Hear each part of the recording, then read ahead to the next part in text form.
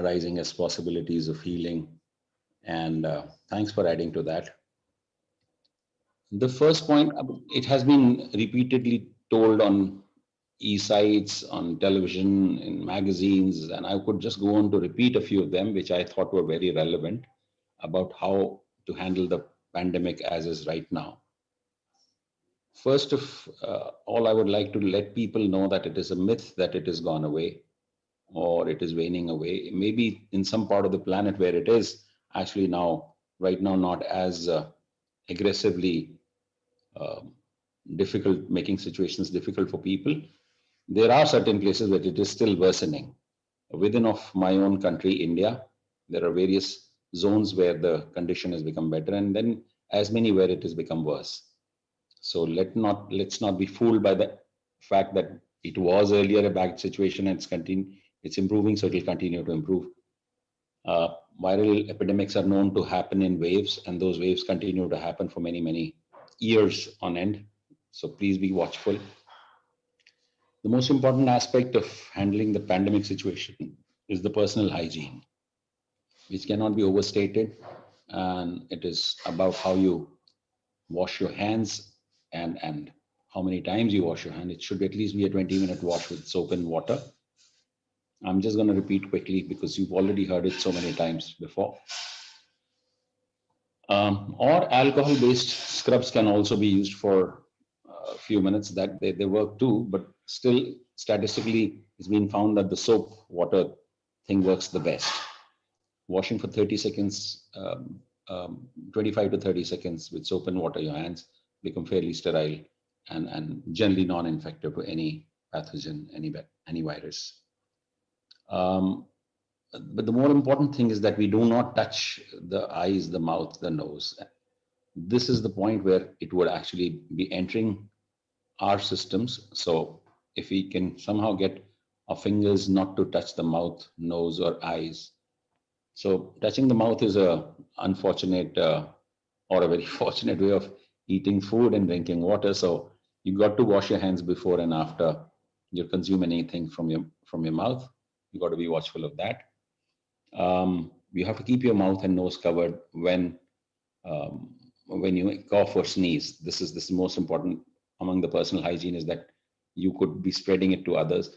Though I would immediately right now like to let you know that you don't need to wear mask when you are yourself feeling perfectly healthy and are maintaining 6 feet or more distance from anybody who is had the history of infection or you don't know about and is usually having his face covered with a mask. Then you're pretty safe. You don't have to. A few other things that I'd like to emphasize here is the myth about wearing mask all the time. It doesn't work, and you know how to not use both sides of the mask, because whatever you were picking up on the outside, if you were to turn your mask around and wear it all over again, you got it all. So you got to be careful, and you've got to dispose your tissue papers if you sneezed or coughed into it or spit into it, or you want to dispose of your mask. It needs to be disposed of into a covered bin. You got to watch out for people who are coughing and sneezing or running fever around you. Another way important is to use a thermometer daily and check your temperature at least once a day. And if at all you find it consistently rising for 2 days, you know you should be visiting the doctor, or at least be starting with your paracetamol and taking the temperature, making the temperature chart a little more frequent. A few other things that I would like to talk about is avoiding certain things, and most important to avoid is unrequired traveling. Also avoid places which are crowded, and you can manage to go to places which are not crowded. It's fairly okay. Traveling is only when mandatory. It is still not, planet is still not safe enough for you to go window shopping or maybe go for a mall or a movie cinema hall. It's still not as safe as to start doing that. Traveling, of course, makes it much worse, because you could have picked up, or somebody could have picked up and traveled into your areas or your zones where he would, and this is how the whole corona spread in the first place, as you know. That also happened some 10 to 12 months back. This is how the traveling caused it to become the pandemic that it became. So avoid it, please, friends, because this is still the way it would spread. New strains keep coming. That is unfortunate part about viral infections. The strains mutate frequently, and the new strains can be more virulent or less, but they're different. And whatever precautions you had or whatever little resistance you have built to one strain may or may not be enough to give you an immunity against the exposure once you get exposed to the second one. So avoiding is still the best way, even if you have had the vaccination. Some of us who are now in a place where they have already had or are going to get vaccination shortly should not still let up the hygienic attitude towards your own daily life. You could avoid animal contact. Your pet animals who've been kept in safe environment, well, you have to take care of them, but do please not visiting places where there are animals you are not used to, or you're not sure about their hygiene levels. You got to watch out a little, or wear masks and gloves to be around. Unusual way to be friendly with the animal, but still the safer way to. Raw meats or poultry farms or farms where animals are bred, those are relatively unsafe places. Avoid unless you have to or you're in the trade of dealing with animals who are bred in the farm. Raw meat is known to be an easy source of infection to spread. And though you'd like to hug and shake hands with people you love and you're friends with, and that then also becomes the most difficult and the most usual way the infection spreads these days. So with your loved ones, colleagues, and friends, I would still say the way we are doing it right now, try and do the virtual way. Trust me, they would appreciate it as much as they would if you were to give them a warm hug, or most actually would appreciate it far more than that.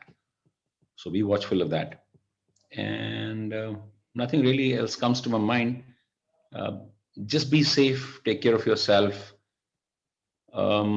Certain magical ways which were just discussed by Dr. Tar Leelaji was about attitude of gratitude, of listening for what the other people are dealing in purposefully being contributing to other people and being generous to everybody. You might wonder, but it's been scientifically studied that these people who are in such zones don't catch infections and heal much faster than the ones who are all to themselves, little about what is in it for me, how can I benefit out of the situation, this person, this place, and are all the time constantly anxious about situations and finding situations as not contributing but as extracting out of. These people suffer more, not just the psychological way I'm talking about, not about the happiness quotient that they have, but even that they pick up infections faster and find it more difficult to heal once they are infected. And these are scientific studies which you could check the Google and find out has always been bang on and always proven to be correct. So just be a simple human being, which is all about listening for other people's concern, contributing to them, being generously in love with every life around you. Be careful, take care of yourself, and be kind to everyone.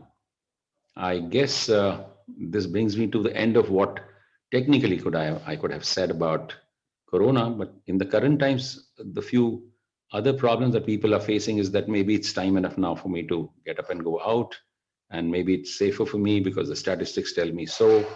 Please understand, it might have reduced the numbers of infections in certain parts of the planet are going down. But as I said, new strains and new places and new countries and new cities are going worse at the same moment. And then there are certain places which have improved and still going down the second time around. And we don't even know how many waves are still to happen in all these places. So the watchfulness about how we live our lives around on the planet is very important. This new way of life may probably be lasting a few more years. I would be really very, I mean, it might sound to somebody as, oh my God, no, but I would really like to tell you, there is a whole lot of positivity about the way we are living right now. There are a lot of things that have improved also. We've learned we don't need as many assets and as many buildings and as many cars and as many fuel burnings and as many running into each other and being ferocious with the planet.